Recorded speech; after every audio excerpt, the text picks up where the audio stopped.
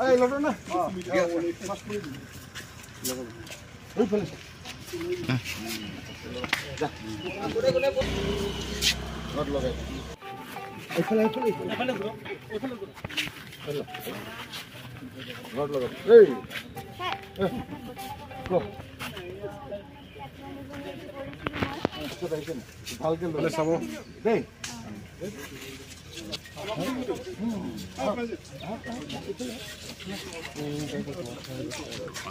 Sure. Sure.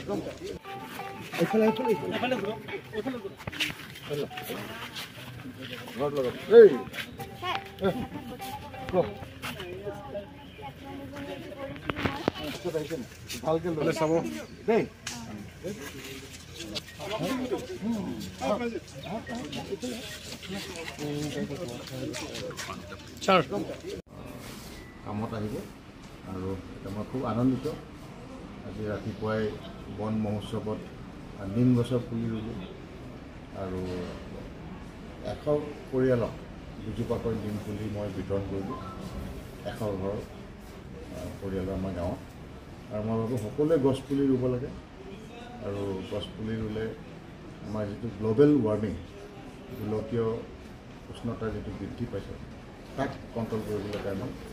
আমি সক্ষম হওঁ 105 গৰাকী 105 গৰাকী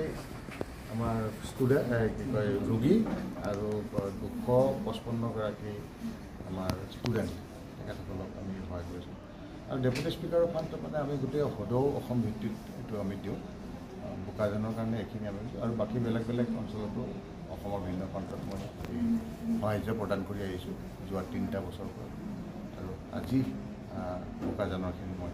বিতৰণ কৰিছোঁ ডেপুটি স্পীকাৰ ডিছক্ৰিপশ্যনেৰী ফাণ্ডৰ পৰা আজি প্ৰায় 30 লাখ টকাৰ ৰোগীৰ সাহায্যৰ অৰ্থে আৰু ছাত্ৰ ছাত্ৰীৰ সাহায্যৰ অৰ্থে আৰু দুখীয়া লোকসকলৰ সাহায্যৰ অৰ্থে বিতৰণ কৰা হ'ল আৰু মই ভাবোঁ এই চেক বিতৰণৰ জৰিয়তে আমাৰ যিটো দুখীয়া লোকৰ তেখেতসকলৰ কামত আহিব আৰু এটা মই খুব আনন্দিত আজি ৰাতিপুৱাই বন মহোৎসৱত নিম গছৰ পুলি ৰুলোঁ আৰু 100 পৰিয়ালক দুজোপাকৈ নিম পুলি মই বিতৰণ কৰিলোঁ 100 ঘৰ পৰিয়ালৰ আমাৰ গাঁৱত আৰু মই ভাবোঁ সকলোৱে গছ পুলি ৰুব লাগে আৰু গছ পুলি ৰুলে আমাৰ যিটো গ্ল'বেল ৱাৰ্মিং গোলকীয় উষ্ণতা যিটো বৃদ্ধি পাইছে তাক কণ্ট্ৰল কৰিবলৈ কাৰণে আমি সক্ষম হওঁ 105 গৰাকী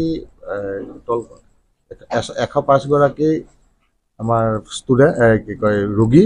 আৰু 255 গৰাকী আমাৰ ষ্টুডেণ্ট তেখেতসকলক আমি সহায় কৰিছোঁ আৰু ডেপুটি স্পীকাৰৰ ফাণ্ডত মানে আমি গোটেই সদৌ অসম ভিত্তিত এইটো আমি দিওঁ বোকাজনৰ কাৰণে এইখিনি আমি আৰু বাকী বেলেগ বেলেগ অঞ্চলতো অসমৰ ভিন্ন প্ৰান্তত মই এই